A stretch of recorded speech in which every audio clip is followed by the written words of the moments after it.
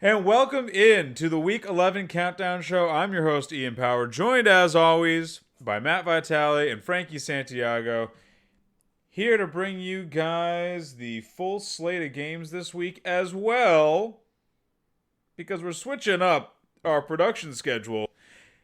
As well as the full slate of games, you guys are also getting Beer of the Week this week and our Starts and Money Picks. This is a fully loaded episode. This is like if the countdown show started as a plate of nachos with some shredded cheese on it, and it's like you're just calling tortilla chips and cheese nachos. This is like nachos with the carnitas and the jalapenos, and like someone put olives on there for some reason, and some sour cream and guac on the side. Like, this is great. So fully loaded. Yeah. And we will not be fully loaded at the end of this episode because we are drinking something easy, which is very light crushable beer from the folks at Lagunitas. Frankie, I'm going to throw one of these light crushable beers across the table if you make a pun that bad again. But It is like pretty it. good. I like it. It's not overly bitter, not overly So malty. I think that it's a little lacking in the flavor department, but for a light beer, that's fine. Like, I could probably drink 1,000 of these, so I don't know. It's weird. Like it's almost like if I drink it a different way, I get more hops or less. Like if I let it sit in the front, it just basically is just like this is an alcoholic beverage that is cold. But if I kind of like take it on the back of the palate there, it's just like, would you like sour hops? So it's just it's weird for me to be drinking it. I don't think of IPAs as being able to have light IPAs, so I'm like, there's no taste to this. I'm expecting it to just punch me in the face, but like, if you're judging against other light beers, much more flavorful. All right, let's segue from that over to a little bit of news real fast. And by a little bit, I mean a lot of bit, because apparently everyone's getting sick this week. Not COVID, though, just like normal November sick. We got the flu? We got I don't know, they just said illness. Could be the flu, could be strep throat, they could be pooping themselves, I don't know. Bronchitis? Maybe. That's But not CEH, illness, DNP. T. Higgins, illness, DNP. Duke Johnson, illness, DNP. So, there's three right there. Given how fast NFL players are able to apparently recover from non-COVID illnesses, I'd be surprised if any of them don't play this weekend. But, keep an eye on it, obviously, as with all other things. Jerry Jeudy, Noah Fant, both limited with ankle and ribs. And Drew Lock limited also with ribs. I hope Jeudy and Fant play. I hope Lock doesn't. Lock, why don't you take the rest of this season off? We've seen enough. In better news, though, Alan Lazard was able to practice in a limited fashion today, so there's hope he can play this week. Matt Breida back to a full practice. And Jordan Howard, we're switching to sad news now, unless you're Jordan Howard and this is happy. Jordan Howard was signed by the Eagles. So no more goal line opportunities for Miles Sanders. Those have gone out to pasture. He is purely an in between the 20s back. He is a better Devin Singletary now. All of the Miles Sanders managers. that was the boldest take I think I've ever heard. I mean, the Eagles have used Jordan Howard in this role before. He's not going to play this week because of COVID protocol. But I would be surprised. I would be legitimately surprised if they don't just revert Jordan Howard back to the goal line back. I guess so. Especially with Miles Sanders being hurt twice this season. So Howard has played that role before. He's played with this team before. But we saw last season that he got phased out by Miles Sanders at the end of that season. We all remember that, Yeah. how well he played. I would be surprised with how well Boston Scott, Corey Clement have played, who've also been stealing some end zone looks for Sanders. Like, there's a lot of guys there. I would be surprised if he just comes in and just takes. I mean, maybe he doesn't just take the role, but it definitely means less. Like, you don't sign Jordan Howard if you're happy with the backs behind Miles Sanders, and then because he's very clearly filling a need for this Eagles team. They're bringing him in because he's familiar with their system. And they know they can use him as a goal line. He's a better goal line back than either Boston Scott or Corey Clement. I wouldn't be surprised if he takes their work, and I would not be surprised if he does eat into Miles Sanders' work. This isn't a indictment on Miles Sanders. I think he's still going to be very good for fantasy. He's going to do a lot of work for teams in the passing game, in between the 20s. But I think when you get close to the goal line, you're going to see Jordan Howard start coming in favor of him in jumbo sets and I form and whatnot. Yeah, kind of like how we're seeing like Zach Moss used in Buffalo or Gus Edwards in Baltimore now. Like I said, because they've seen Miles Sanders injured twice this season too. So there has to be some. I mean, maybe not because it's Philly, but I like to think there has to be some level of like preservation in mind with them, where they're like, oh, he's been hurt a lot so far this year. I mean, not a lot for Eagles players, but like a lot for other teams' players. Yeah, I guess it's more just like the calling him just a better Devin Singletary. I mean, that's just a concise way of putting it. It's a rough way to put it. Like that's a real knock. Like Devin Singletary, most weeks we're like, I don't know if I want to play him. Like. Well, yeah, that's because he's bad. CEH is a better Devin Singletary. Yeah, it's like when you call him a better CEH. I think he's still going to get 15 to 20 touches a game. I'm not worried about his touch count going down to a point where I'm afraid of playing Miles Sanders. I do expect him to lose some touchdown upside though. That's the big thing that I don't like about this move. And then some other sad news. Bridgewater, unlikely to play this week. It sounded like he was potentially going to be able to give it a go earlier in the week. He has since been downgraded to doubtful, which is really, really good for for DFS, because PJ Walker. Thank you. I was thinking PJ Tucker again. Because PJ Walker is dirt cheap on DraftKings, and I am very excited to be overexposed to him and then have him do nothing for me this weekend. Whoa, I don't want to hear this slander. I believe it was me the last time when we were talking about this on our last episode where I was talking about PJ Walker getting to come in. You were like, pshaw. That wasn't until I looked at his price. So I might not like a player, but I might love getting PJ Walker in there lets me get whoever else I want.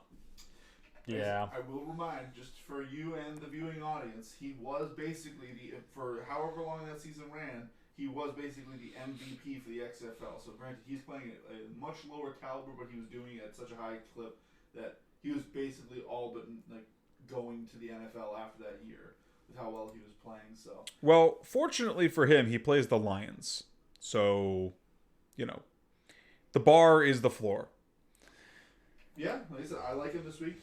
He showed in the XFL he has some wheels, so he can make some plays with his feet. Not much of a runner, but he's making good decisions and stuff like that. So it's like we can dig into more of that when we get to that matchup, because that is coming up in like 10 minutes. But other injury news from the other side of the ball in that one: DeAndre Swift got a concussion today.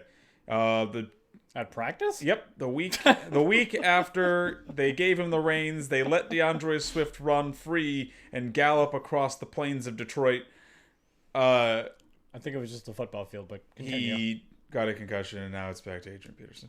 God, is this is this just injury week or something like that? Like even outside the NFL, like Klay Thompson just tore his Achilles. Like it's just everyone who plays a major sport in the USA is just like, what if we all just got together and just hurt each other? I blame myself. I was far too happy that DeAndre Swift was finally given the chance to succeed where CEH and Jonathan Taylor haven't been. They finally gave him the job and let the reins off, and I did a private little celebration, and he died. I should have known better. I should have been pessimistic. He would still be alive. I will say I'm not rostering him in any leagues, so this is not my fault. I'm not anymore, this but is I'm not still my happy fault for this him. time. Oh, wait, no, I do have him in Dynasty. That's probably my fault. Well, that'll do it for the news. So a lot of players on there that you're going to have to keep an eye on this week. All the illness guys, DeAndre Swift for the concussion, there's basically every Bronco. All of them are potentially either in or not in this weekend. Like there is no like surefire ins or outs with them for the most part. So keep an eye on them as the weekend approaches. Any news that I left out that you guys want to bring up? Do we know why Devontae Adams missed practice? I didn't catch that. I didn't see. Maybe just day off. Yeah, I mean for him, it could just be a veteran day off. I didn't see anything for why he missed. I bet you it's illness. I mean, it could be. It's sick season. I I do know that Alvin Kamara was a non-participant today at practice with. Alvin Kamara was a non-participant today with a foot. Ah, yes, I brought that up to you. How did I forget to put that on my list? Yeah, I don't know. I just know that one popped up, and I know that James Robinson was limited, but it was really much. He was actually able to return to full practice today. No, that's good to hear. Looks like Adams is held out with an ankle today, according to Matt Schneidman of The Athletic. So not illness. Not illness, unless it's a sickness of the ankle. Those could exist. Fair enough. Those could exist. I'm not sure. You guys ready to get into the slate? Let us get in. Cool. So we are filming this at 10:46 p.m. on Thursday night. So the Cardinals game is in the third quarter, so we will not be mentioning that one. All right. So first game on our slate here. Pittsburgh Steelers, Jacksonville Jaguars, 46-point total for this game. The Steelers are 10.5-point road favorites. The total seems low, but only because I imagine the Jaguars are projected to score 0 points. I would also, I'm gonna give them 6. They're probably gonna miss the extra point, but I would think it's more likely they kick a couple field goals than miss an extra point. not the way the NFL's looked this year. But I would say there's definitely going to be some defensive touchdowns in this game by the Steelers. So, because this one's going to be so lopsided, is there anyone on the Jaguars side of the ball you're starting? Other than the obvious James Robinson? I even tried to sit him this week. I mean, you might not have a way to sit him, but if I have a, low end running back 2 on my bench or something like that I can start over him, I don't start James Robinson this week. The Steelers are going to bottle them up on every which way, and they're already a very tough run defense. Yeah, it's not like they have. I mean, an example is Derrick Henry. It's like, one, you're obviously not sitting Derrick Henry, but they don't have the passing capability that Tennessee has shown. They don't have the passing capability that the Ravens have shown. So they're just not a very good football team. So I would say. And I know this was all the way back in week 1, but this was the team that Saquon Barkley couldn't run against because the Steelers knew what the Giants were going to do, which was try and run. It's really hard to run when they stack the box. If it is possible, I would probably avoid James Robinson here. Yeah, like I said, if you've got the depth for it, but I do know that running back is scarce out there, so I'm not happy about starting him. He's a floor play at this point, he might be able to get something done just because they use him so much. And he's looked at least serviceable against better defenses. Granted, this is the best against the run out there. If you've got to use him, you got to use him. But I do agree that if you've got a better play but a lesser player, go for that. I mean, I feel like if he gets anything done, it's gonna be through the air. He's gonna be like maybe 20 yards in the ground. Unless he just breaks a tackle and sees daylight. But like short of a broken play, he's gonna be balled up on the ground, so he's gonna have to do it through the air like Melvin Gordon did, or like other running backs have been able to do against the Steelers. Yeah, I'm probably giving him like what's like the bottom that you guys are willing to go before you're like, no, I'm sticking with James Robinson. I'm pulling up a list of running backs here. If you guys can't think of any off the top of your head, I was just curious if you guys had a hard and fast line that you wouldn't go past for him. Let me just check real quick. Because I think for me, it's probably down around J.D. McKissic. I definitely start him over J.D. McKissic just because. Oh, I wouldn't. I have no qualm starting James Robinson after that. Just like I said, usage alone. Like you can get balled up all game, but if you get 20 carries into a stacked box, you could take one for 20 yards, 30 yards, and salvage your day. If they get something if they get down to the end zone, like if Chark pulls one down, and then they can. There's ways that he can sneak into the end zone and give you a serviceable day. I don't want to try and gamble because I'm actually feeling like the more. McKissick's getting more use, and I like McKissick, but I wouldn't try and get too cute and start him over Robinson. Okay, so we know that you're much higher on him than I think me and Frankie are. Frankie, are you also in that McKissick boat, or would you start McKissick over Robinson? Because I would start McKissick over Robinson this week. I I mean, against Cincinnati too. I mean, it's It's like a good matchup. McKissick's been getting a ton of usage. I mean, he did lead. Alex Smith, we know he is an old dog. We know what his blueprint is. I don't know if it's between the two of them. Gotta make a call. You got both. You got both of them. I am on team trade James Robinson, or I mean, you should have already traded him rather, but I don't know. Just on the volume, you've got both of them. You got to plug them in your lineup. Lineups lock in 5 minutes. What are you doing? You got to go with the gut here. I mean, I got to go with McKissick because Robinson, you can rationalize both. James Robinson or Salvon Ahmed? James Robinson, regretfully, because going back to the McKissick thing, it's just you can rationalize both, but McKissick just has the better matchup, and he's looked so good lately. Sure. Somehow.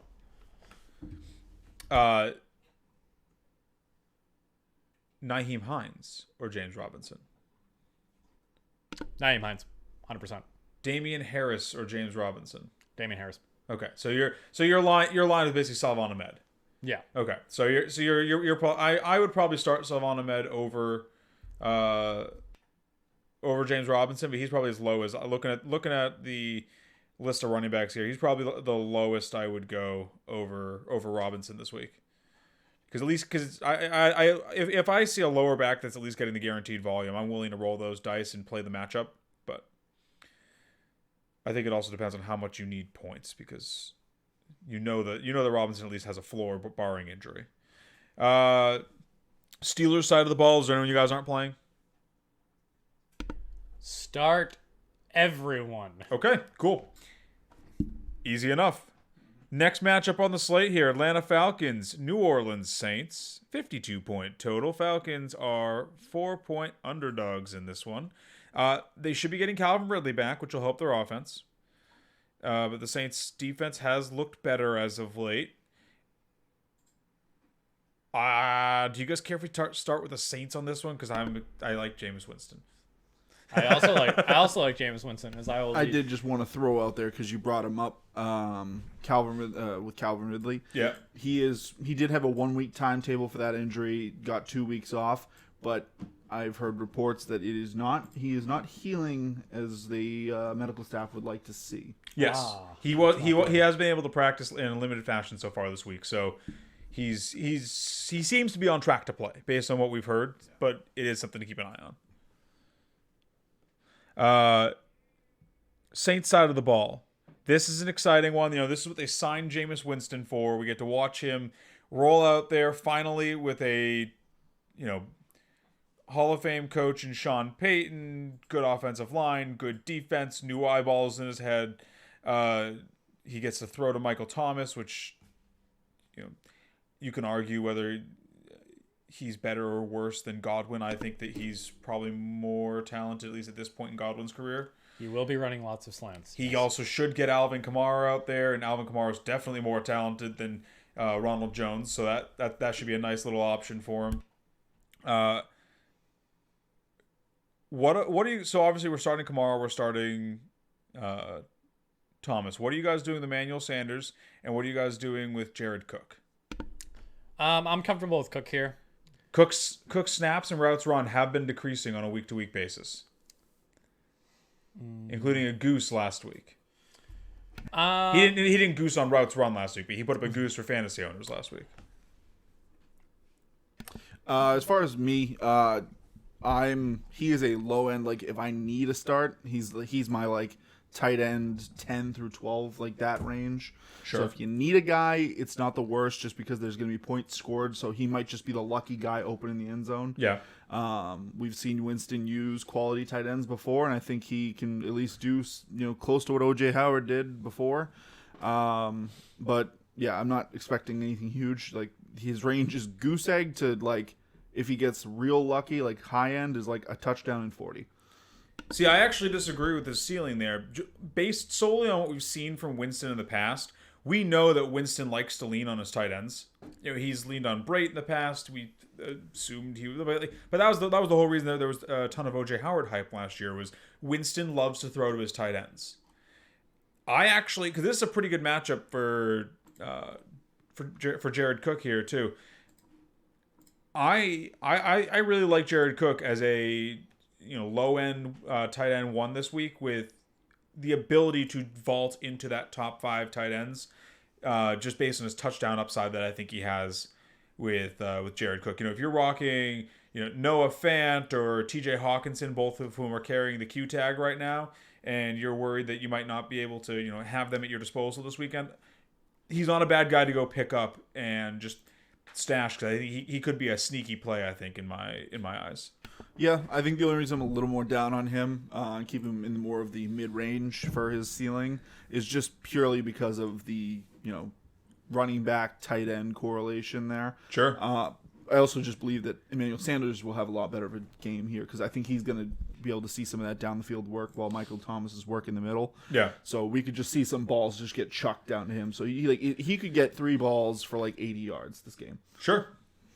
So are you willing to start Emmanuel Sanders also then? Yeah, if you need a flex play this week, you got like a wide receiver 3 flex. Yeah, the wide receiver 3 flex. I think, like I said, he has great upside just for bringing some deep balls down. Sure. And like I said, we know Winston loves to do it, and he doesn't really have like a prime Mike Evans type guy on this team. So I think Manny Sanders is gonna have to be it. It's kind of got 2 slot guys. Atlanta side of the ball. I assume you guys are just starting all the dudes. Yeah, start whoever. Yeah, you're rolling out Julio, Ridley if he plays, Hayden Hurst, Matt Ryan's fine if he has all his weapons. You're obviously starting Gurley. There's no one that you guys are sitting on this one. Is there anyone that you guys are willing to take a shot in the dark at? There's no one really. Russell Gage or Christian Blake or someone like that. I'm not trying to get cute with. I mean, if Ridley doesn't play, obviously, either of those guys. Sure. If you need a flex, throw them in there. I mean, I think it's going to be a shootout. Sure. But the Saints defense has looked better as of late. They've kind of been coming into form as what we thought they were going to be going into the season. Yeah. So, again, if Ridley's playing, I'm not getting cute. If I'm feeling lucky, throw one of those other 2 guys in there, Russell Gage or otherwise, and it's just maybe they score points if they're in your flex. Maybe they don't. For me, this is what I go. Sorry, go ahead, Vitelli. No, I was just gonna note on there.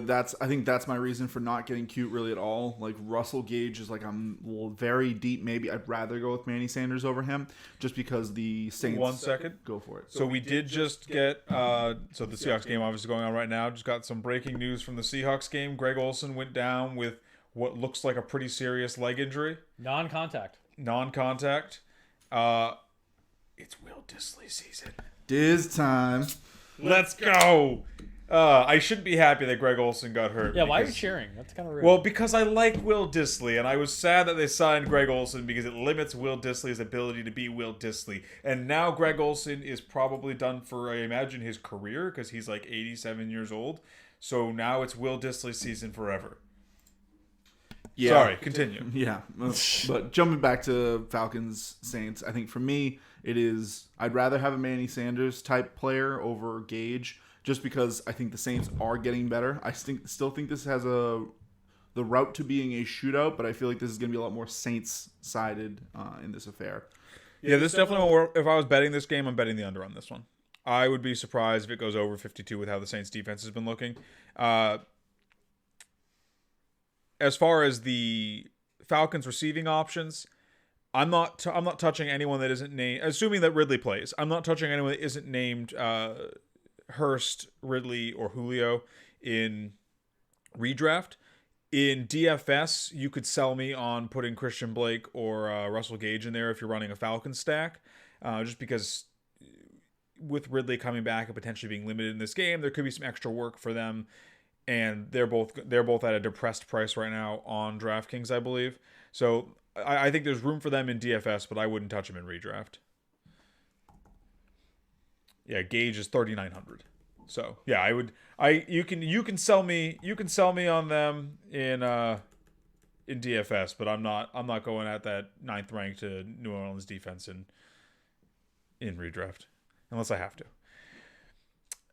Eagles Browns. This one's gonna be brown all over the field from the Eagles side of the ball, I think. And I don't mean that they're gonna be like borrowing the Browns players. I mean they're gonna be, the deer from Castle Crashers. This is gonna be bad. Yeah, I think this is gonna be just this is gonna be like a muddy old school, just like you turn on the black and white film from the yesteryear, watching just like ground and pound at its best, like a lot of running. Just it's gonna be a mess. I expect the Browns should be able to win this one. I'm actually surprised it's only a 3-point spread. I think they're just giving some credit to the Eagles' weapons there. Some credence.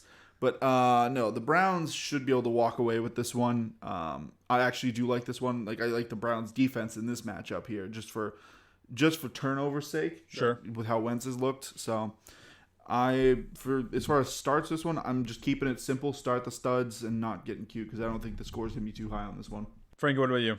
Yeah, kind of the same deal. It's gonna be. I think the total is pretty much right where it should be. Maybe I would, I'm definitely taking the under on this one. It's, again, not getting cute. I don't think that the Eagles are going to score very much. I think it's going to be all Browns all over the field, as you so eloquently put it. But I do want to say, I was pulling the weather for this game. The projected weather for this one is a lot of rain, but at least no 50-mile-an-hour winds this week. So, the Browns have had a lot of gale force winds in their stadium the last couple of weeks. It'll be nice to see the ball actually be able to travel downfield. But yeah, it's still gonna be slippery, muddy, cold because it's Ohio. Yeah, this is gonna be you're gonna get a extra large dose of Nick Chubb and Kareem Hunt and Miles Sanders most likely, and I don't think the receivers are gonna do much. Maybe you see Jarvis Landry because short targets, but. What about Jordan Howard? Well, he's not eligible to play this week because of COVID. Oh, true. He doesn't have it, but players have to clear COVID protocol before they can play. I forgot about that. So Jordan Howard I can guarantee you, he is not a threat to vulture touchdowns from Miles Sanders this week. Because he will not be in the stadium. Well, we don't know he won't be in the stadium. Tennessee Titans, Baltimore Ravens, 49.5 point over under. Ravens are 5-point favorites.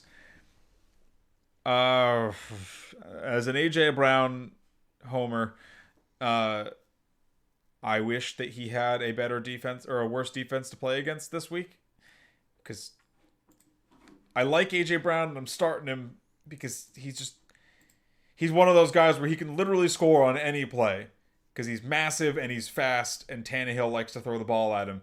But this Ravens team is not good at giving up fantasy points. So I am fine to eat a little crow, especially when a guy is balling out like he has been. He's so good.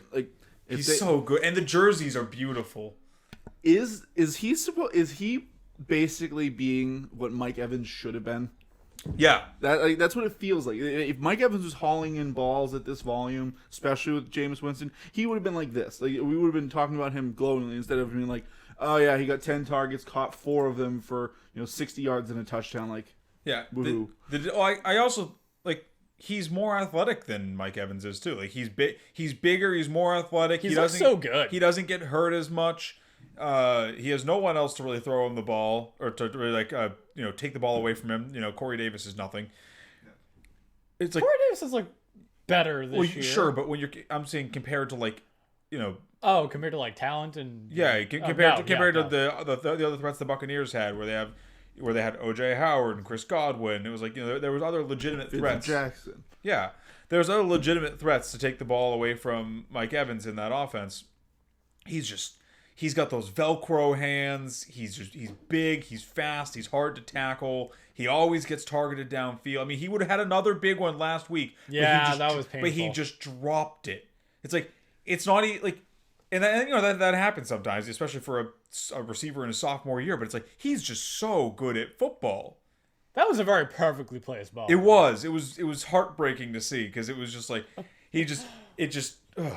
I remember I texted you right after I saw it. I was like, "Oh, that's tough." Yeah, but no, he's awesome. He's going to be drafted very highly next season. But I'm not scared to start him against the Ravens because of his game-breaking talent. He's he to your kind of what you were saying with James Robinson, I think even more so because he's a receiver, so it's easier for them to get that one play that seals their day. He has that absolute game and slate breaking talent where like you can start him in all formats. I'm not going to tell you no. I don't think it's dumb. I wouldn't start him in cash this week, but if you want to start him in DFS, if you want to roll him out there as a contrarian play, sure. He scores a 50-yard touchdown. He pays off for you. Derrick Henry, you're starting. Are you starting Corey Davis in this matchup? I'm probably fading him. Are you starting Ferkser or Jonnu? I might start Jonnu, just because he's just the bigger goal line guy. Sure. Ferkser, I don't know why they still use him, other than to vulture touchdowns from Derrick Henry, obviously. I would say other than Jonnu, if Jonnu's not hurt, you have a guy who's like 6'3", whatever his weight is. He's huge at the goal line. Just why not just use him? I don't understand. But what about that Deontay Foreman kid? He was looking pretty hot. I mean, Derrick Henry. Deontay Foreman has looked really good. I mean, that's just kind of been his MO. In very limited flashes, he looks great. And I got to get this guy on my team. And he sits there and does absolutely nothing. Oh, no. I didn't mean in terms of like fantasy. I meant in terms of just like actual football. Like I think that. So Ravens side of the ball. Sorry to gush about Foreman. I know we're getting into the weeds there a little bit. We got to circle back. Got to focus in here, guys. Ravens side of the ball. You're starting Lamar Jackson this week. It's a good matchup for him. This is if you've been waiting for him to start hitting. This is the part of the season where he should be. The matchups get a little bit easier from here on out. You can start Mark Andrews against this team. The two questions that you really gotta decide for yourself here are: do you finally start trusting Hollywood here, or is he still riding the pine? No. And then do you start J.K. Dobbins this week with Mark Ingram probably back? I'll get into Hollywood later, but just to say now, yes, I'm starting him. Yeah, I'm very confident of that. As far as what are you doing with the running game? Now if Ingram's back, they're now a three-headed monster again. Yep. With Dobbins, Edwards, and Ingram. Correct. I think he's too volatile at this point to start. I mean, if you need a running back and you need some points, maybe. J.K. Dobbins or James Robinson? James Robinson. James Robinson. Okay. He is. If you're starting a Baltimore running back, it's J.K. Dobbins, correct? Yeah, that's fair. Okay. Also, that's what we call a callback, people. Cincinnati Bengals, Washington football team.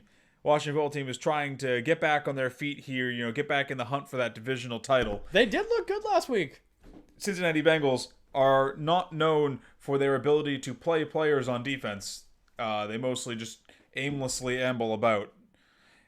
But it is a nice total for fantasy purposes. 46.5 points, so not super high, but high enough that there should be some scoring in this one. Burrow airs it out.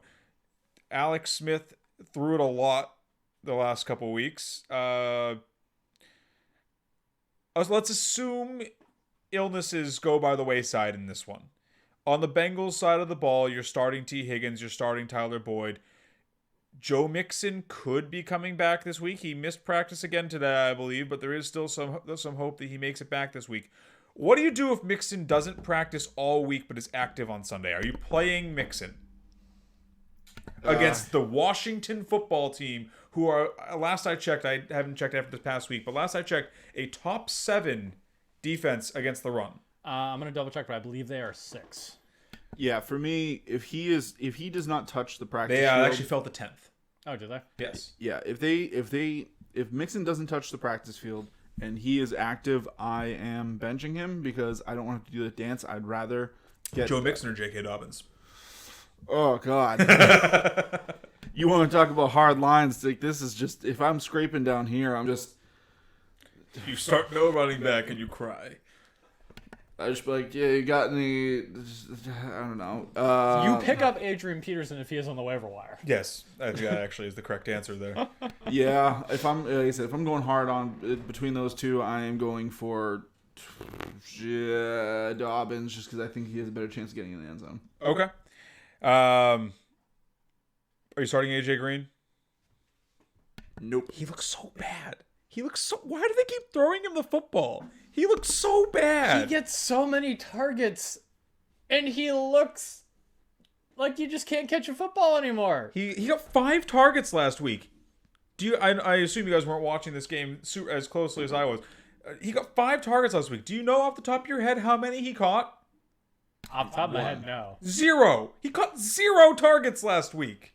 You have T. Higgins and Tyler Boyd on this roster. Why are you wasting time throwing AJ Green the football? He is washed.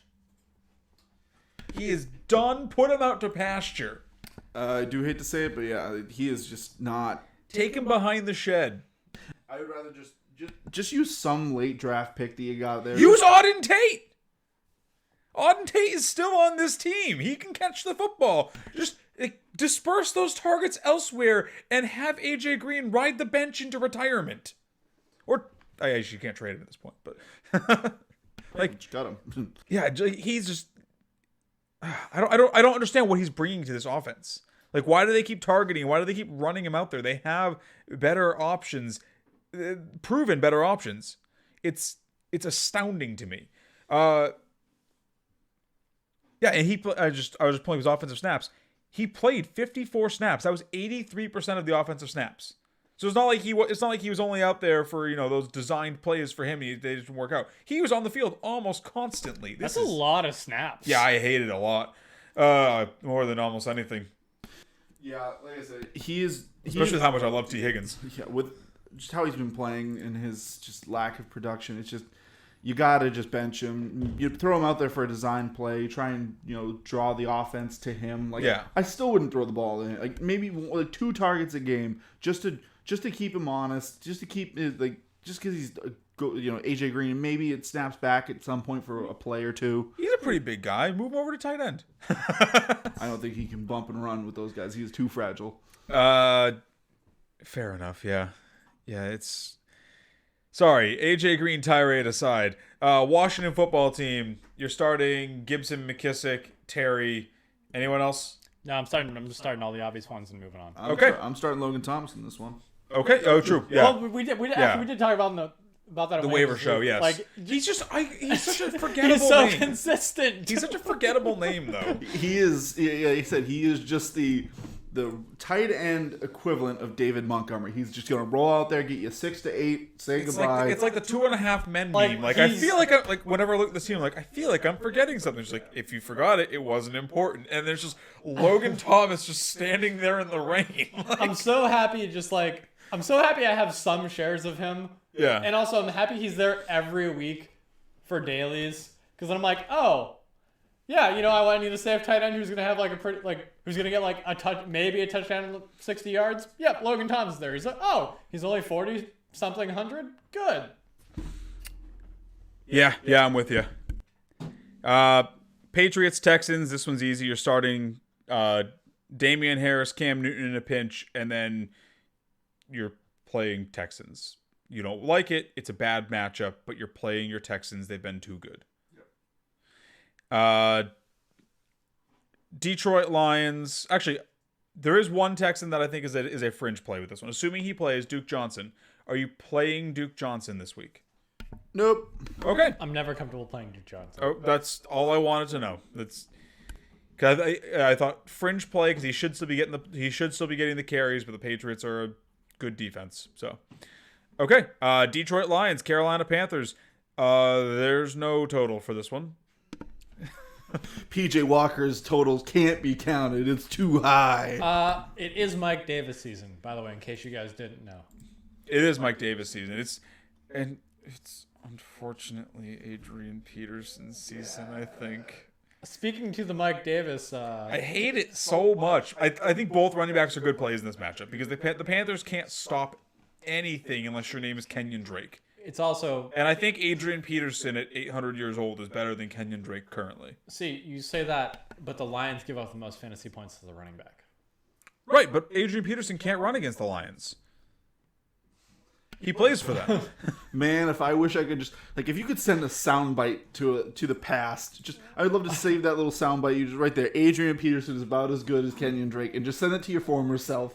you're just like plugging your rankings. Like Kenyon Drake's gonna be the #1 running back. You're just like Adrian Peterson. You're just like, oh, you mean my former self from a couple of months ago? yeah. I thought you meant my former self from when Adrian Peterson was Mr. Bulldozer. No, I'm talking about preseason bold prediction show.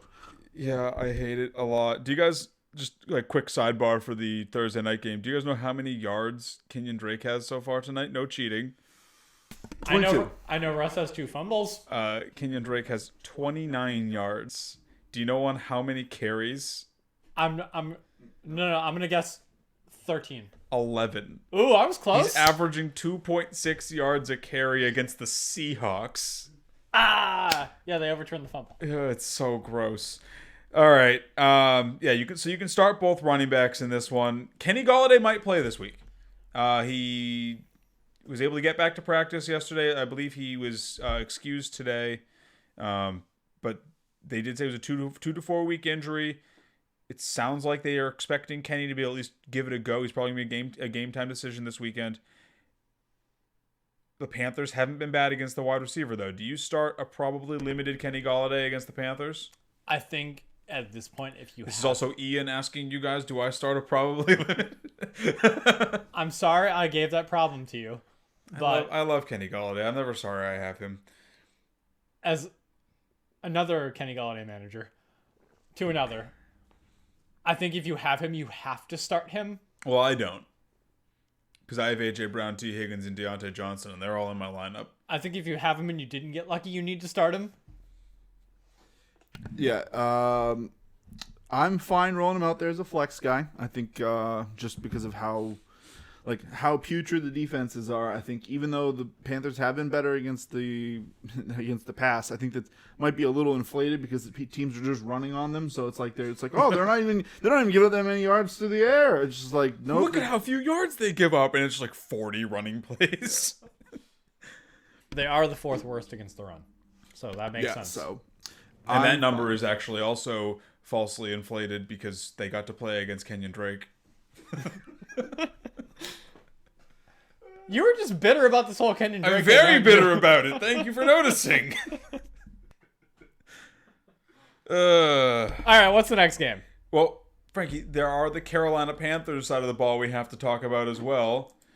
Are you comfortable with their receivers knowing that they're going to have P.J. Walker under center? I'm very comfortable with Robbie Anderson, seeing as all 3 plays that P.J. Walker threw in the game where he had to play went to Robbie Anderson. As we all expected in the preseason, Robbie Anderson is a wide receiver 1. So we don't talk about wide receiver 1s. You start them. Who else do you who else do you start on this team? Curtis Samuel. Okay. Maybe DJ Moore? No.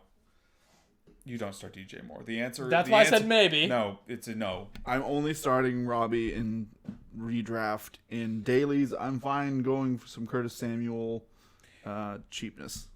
Yeah, I guess in dailies, I'm fine rolling out Curtis Samuel and probably DJ Moore also, because I imagine he's pretty cheap now. Oh, he's not. He's 5,600. Nope, not touching him. Why is he still 5,600? What? It's the same thing with Juju when he was playing bad. He has a name. You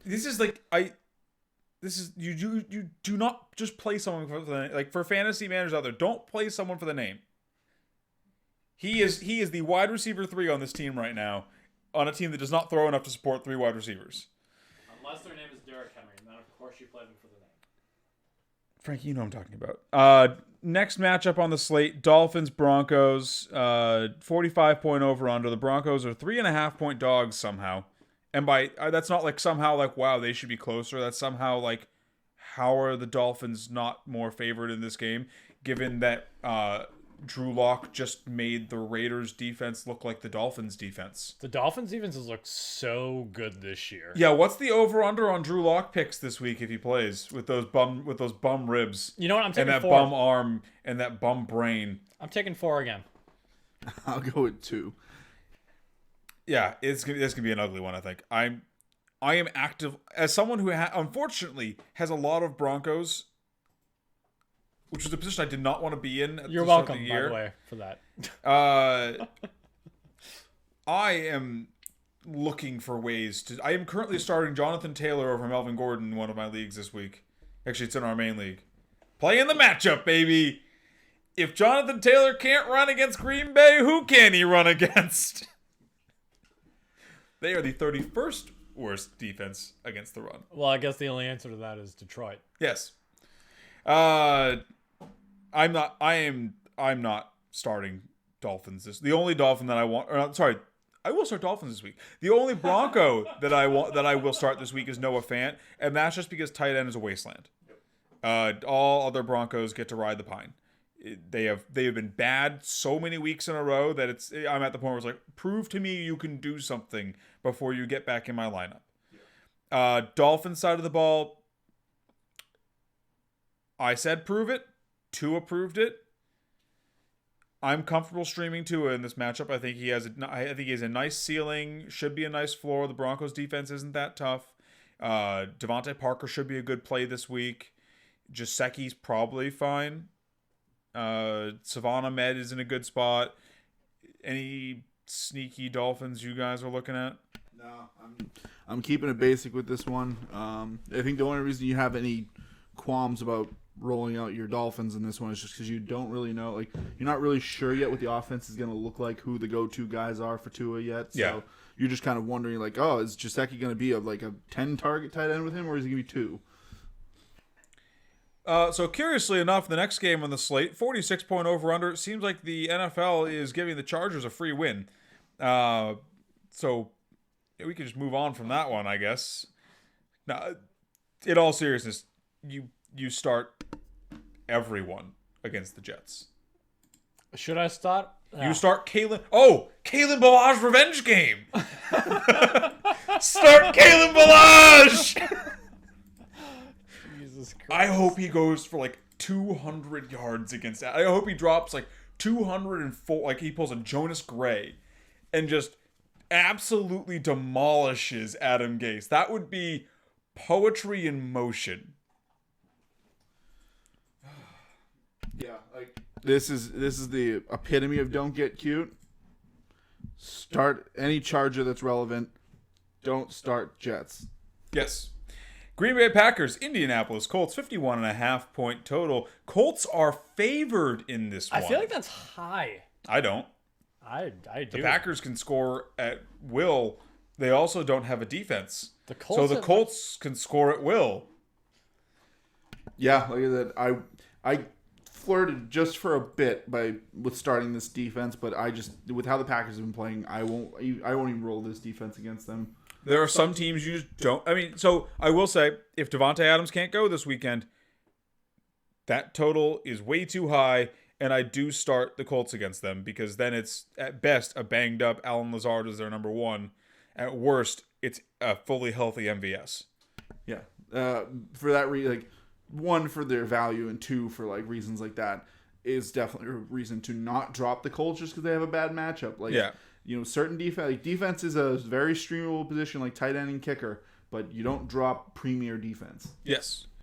You can if you need another position, but if you have a way to hold them on your team without sacrificing something, you keep them.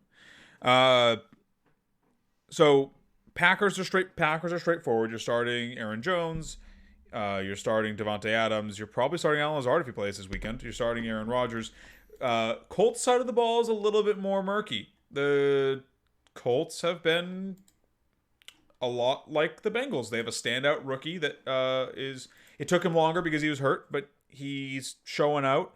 They have an aging veteran who can't do anything. He is at least more effective than AJ Green. I will give T.Y. Hilton that. But I really like Michael Pittman in this one. Pittman was getting blanketed with targets last week. He was catching a lot. He got over 100 last week. I mean, Pittman looked like the guy he looked like the T.Y. Hilton replacement they drafted him for. I'm fine starting Hilton this week. Any other receivers you guys are okay starting? You're avoiding the tight end game. They have a 3-headed monster at tight end, which is extremely weird. Yeah, I hate it a lot. Running back game, you're not starting Jordan Wilkins after he bricked a ball off his hands for what should have been a touchdown. They are, I assume, have him as far in the doghouse as he can be. You're probably starting Nyheim Hines.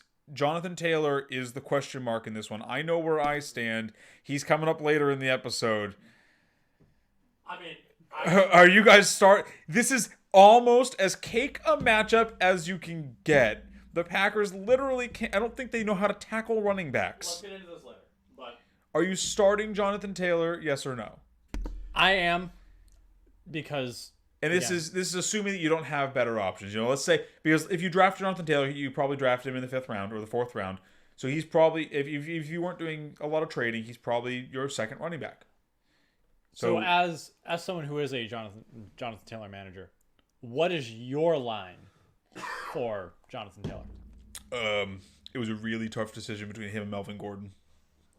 At the end of the day, I decided that I was going to play the matchup. And because Jonathan Taylor has just looked better than Melvin Gordon, which is saying a lot. I think part of that is because, as we were kind of saying with James Robinson, Melvin Gordon is running into the Saquon Barkley problem, where opposing defenses know that Drew Lock can barely throw the football forward without throwing an interception. So they're just like, well, we'll just throw 8 guys at Melvin Gordon and see what he can do. And spoiler alert, it's not much. But Melvin Gordon is probably my line. I still, especially with how cake the matchup is, I still view Jonathan Taylor as a top 20 play this week. And we do know that Frank Reich plays the hot hand. Jonathan Taylor was the first running back on the field once again last week. They were using him on 4th down. He looked good in the passing game. Nyheim Hines just made some splash plays, and Frank Reich kept rolling with him. If Jonathan Taylor, gets the first look and breaks off a big run off the bat, or breaks off a big catch for a big gain or something like that, it might just be a Jonathan Taylor day.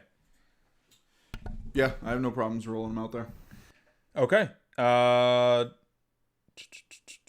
Dallas Cowboys, Minnesota Vikings. Ooh, this one is interesting. 47.5 point totals, lower than I would have thought for this one, actually. I would have pegged them around 49. Vikings are 7-point favorites, which also seems kind of disrespectful to the Vikings, but unfortunately, I have to agree here. What are you guys doing with this one? I think the Vikings are obvious, so it's Cowboys side of the ball. What are we doing with the Cowboys here? I'm treating this just like I'm treating the Chargers-Jets game. Don't start Cowboys. Do you start Ezekiel Elliott in Amari? this So one? actually, Do you start Amari Cooper? I'm comfortable starting Amari here, because Amari has somehow. Although I will just disclaimer, you should have traded them away if you own them. Yep. Or manage them, whatever we're going to use the term here. But Amari has been consistent throughout this entire turmoil. Zeke, not so much. They are still Amari Cooper, and you say you do the same as the Jets, but the Cowboys have a lot more talent than the Jets. I don't think you can sit Zeke in this match. If Zeke goes off against this Minnesota defense, which he very well could, and you just see 102 on your bench, you're gonna be like, if Zeke is on your team, you have to start him. Probably yes. Unless you drafted bonkers deep. Amari is the toss-up, but if you need a flex, I think he's good for, I would say, 13 to 17 points. That's high. That is a bit high. I will start Zeke begrudgingly. He's kind of like a has to start kind of guy. He's one guy that is getting started by his name, but also because he just gets so much work. You hate to see that Pollard's been looking better than him some games. Yeah. With Cooper, I'm treating him like a ceiling play. In redraft leagues, I am rolling Cooper out. If I need a win bad, and I want to roll the dice on him coming, raking in a 20-point game just because balls go his way. Sure. But I am also sitting there not going to be surprised if he has 3 points. Yep. Yeah, he has been. High floor, low ceiling guy. Yeah. Or no, other way around. High ceiling, low floor guy. Yeah, Minnesota's 5th against the wide receiver this season, and over the past 4 games he's played, 20 points, 15 points. He dropped almost a deuce with the 1 reception for 5 yards, and then 12 points.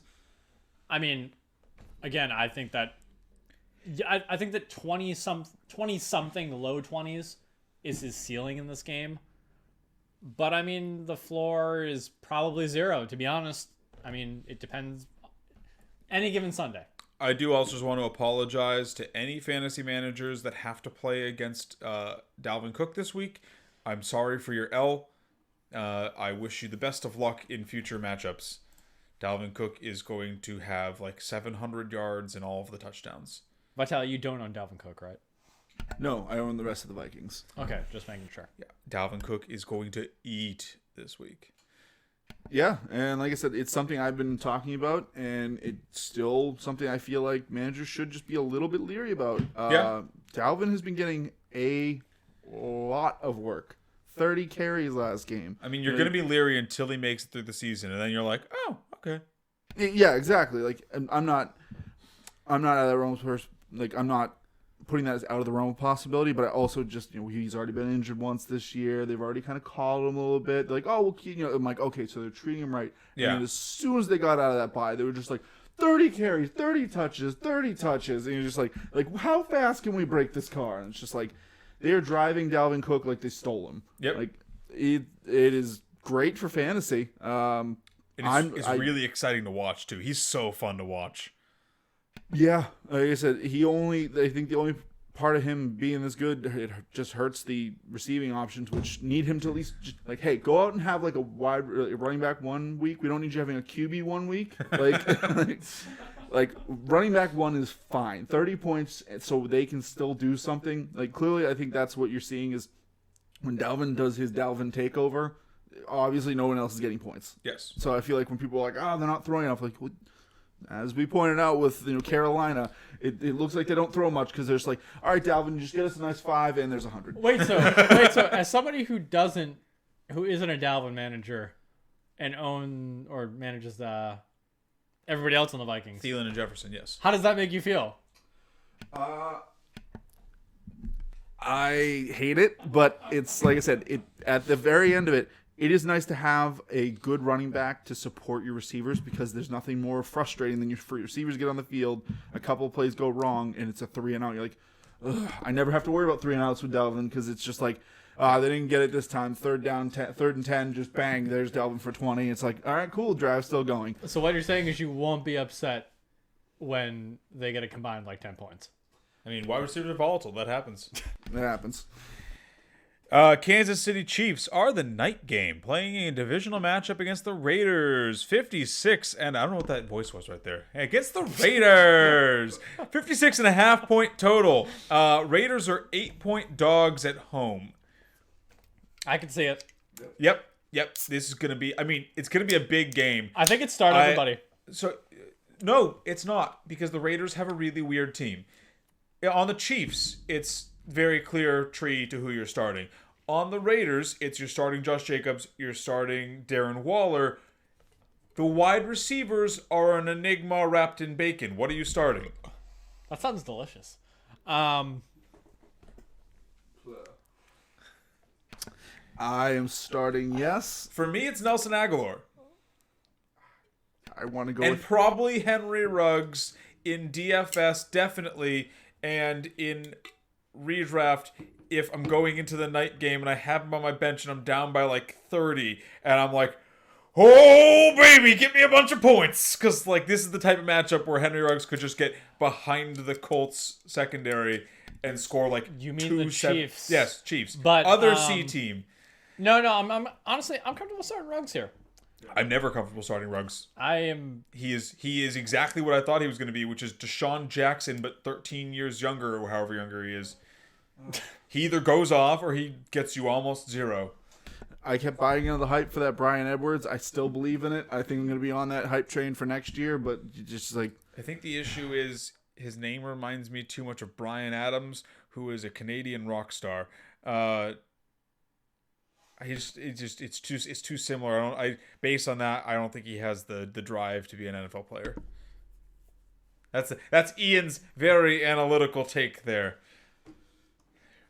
No, but I'm Henry Ruggs is DFS, and if you are gambling for a win redraft, Nelson Aguilar is a go for me, and then everyone else is a go. And honestly, Devontae Booker, because they've been running a lot. Yeah, actually, I was gonna say Booker's.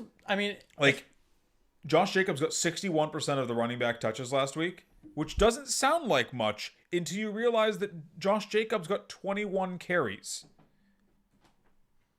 Booker is like they are running so much that they're turning into an offense like the Browns where they can support 2 running backs, and Booker looks like the clear cut number 2. Yeah, I've actually watched a little bit of that game last week. He looks really good out there. Yeah, he's hitting holes hard, decisive. He's quick. I'm actually fine rolling Booker out this week. Yeah, if you I'd probably play Booker over Melvin Gordon and James Robinson. I play him as a flex, but no, he's looked good out there. I think that they're turning into San Francisco of last year where they're just running the ball a shit ton. The Cleveland Browns. I would say, or they have healthy running backs. And then the final game on our slate here, LA Rams, Tampa Bay Buccaneers, 48.5 point total. The Bucs are 4-point favorites at home. Brady's throwing 4 picks. Oh yeah, this is gonna be bad. Aaron Donald is gonna eat Brady's lunch. No, realistically, I do see some turnovers. I don't think it's gonna be that high, but he's not gonna throw 4 picks, but no. I think 48.5 is high. I'm trying to fade this game. Yeah, like the Rams are just these are 2 really good defenses. We know Goff crumbles under pressure. Like the Rams running game isn't the same as it's been in the past. It's good but not great. You can't run against the Bucs. The Rams have Aaron Donald and Jalen Ramsey. Like this is just I'm not going to be shocked when this game ends 17-13. Yeah, Jalen Ramsey has looked what he should have looked like last year. I mean, it takes a little while to adapt to a new defense. He is looking in form. I am not going to be shocked when this game ends 17-13. Unfortunately, there are a lot of relevant fantasy pieces in this offense, so you have to still start Robert Woods and Cooper Kupp. You're probably starting Darrell Henderson. You still have to start Ronald Jones and Chris Godwin. Honestly, this is probably an Antonio Brown week because I imagine Jalen Ramsey is going to be on Mike Evans. So Mike Evans is going to go for 0 of 0 for 0. Godwin might be able to find some room to run. Antonio Brown, he and Brady looked like they were off by just like that much last week. Like there was some plays where Brady missed Antonio Brown on like a 50-yard touchdown last week, where they were just like a little off. I'm fine rolling Brown out again there this week.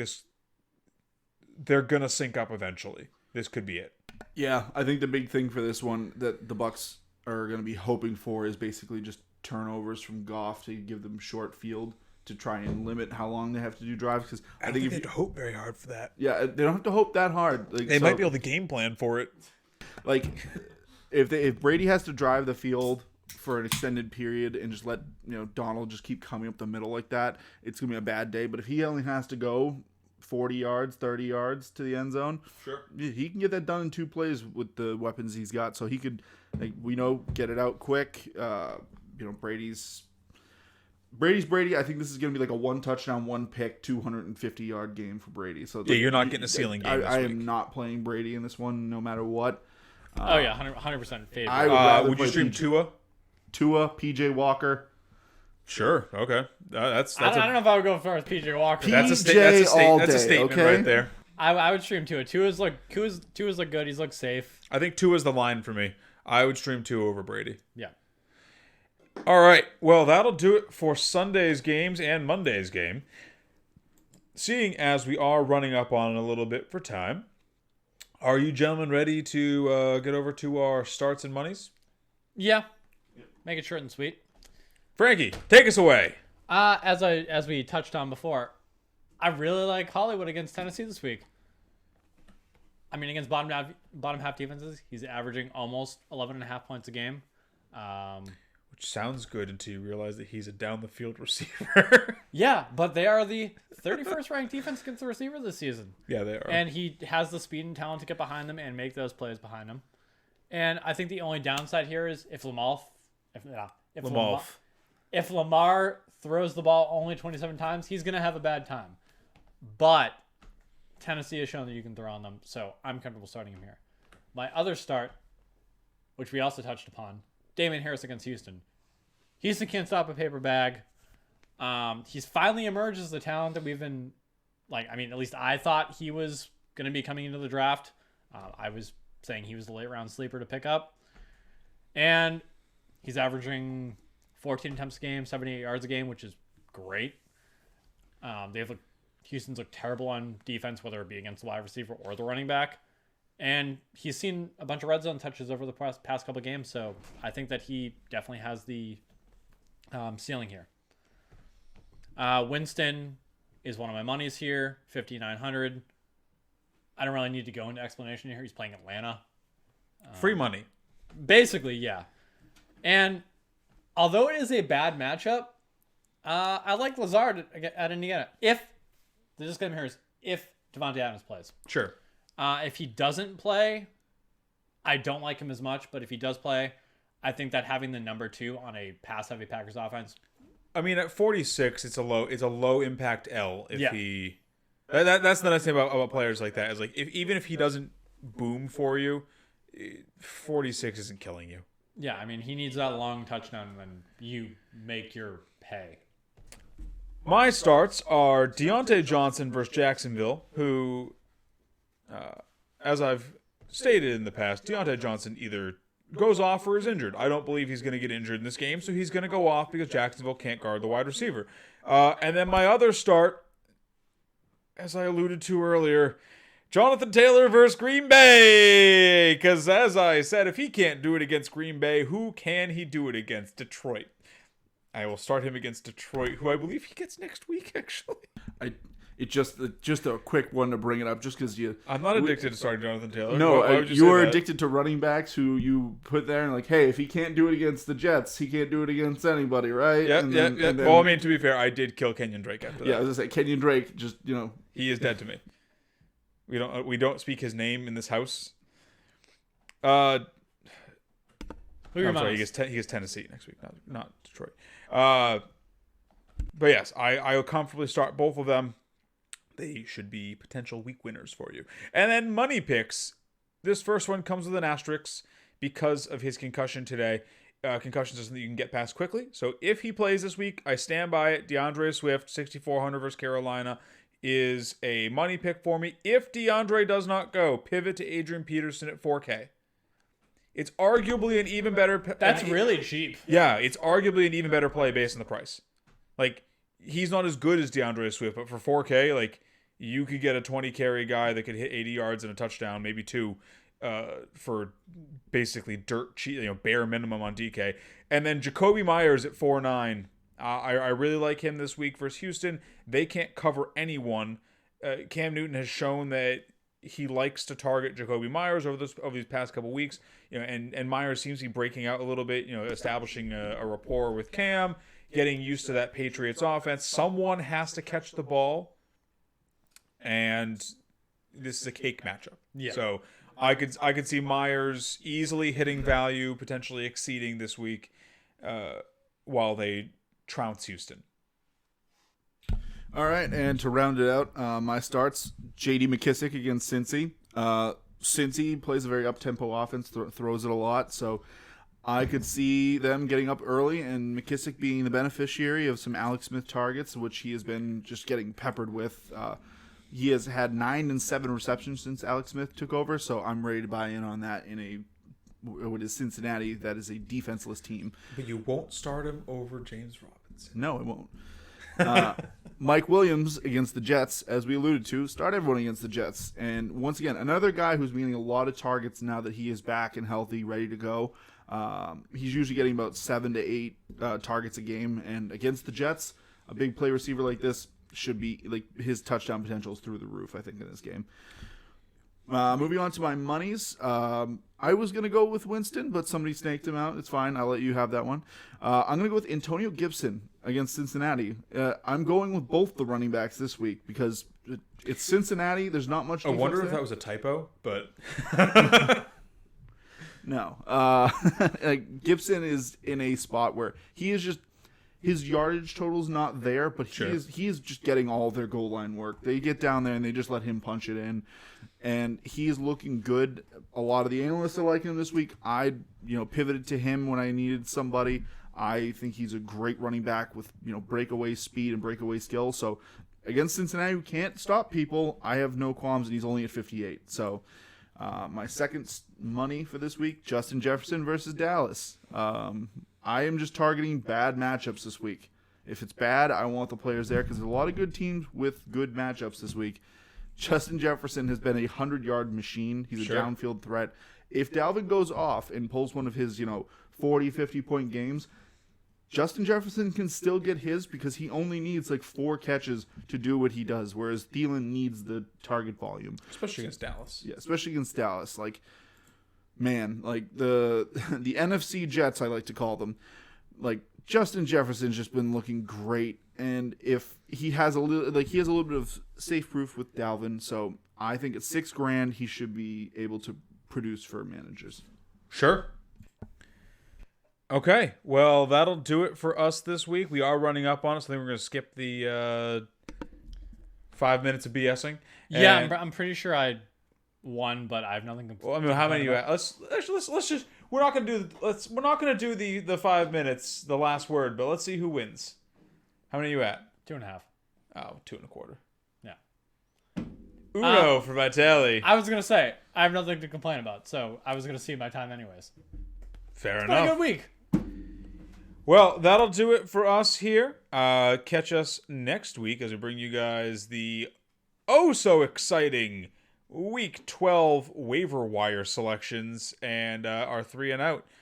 And as always, if you enjoy the content we're bringing, like, follow, subscribe, share us with all your friends, neighbors, pet rocks, garden snakes, Canadian geese that are migrating south, relatives that are trapped in their house, nothing else to do but listen to us on repeat. I think that's all of us at this point. We have over 50 episodes to watch. They won't all be relevant, but you can watch them all back to back to back to back to. I mean, there's some stuff in the draft shows that just are core draft strategies. Sure, yeah, applicable to any season. Yeah, like draft AJ Brown. Just ignore the specific names. But yeah, share us with all your friends, relatives, etc., etc., etc. And if you think you can, give us a tip, improve our podcast, like something that we're doing, or want to see something done better, let us know. Comment. We're pretty quick at responding usually, and we love to hear from you guys. See you guys later.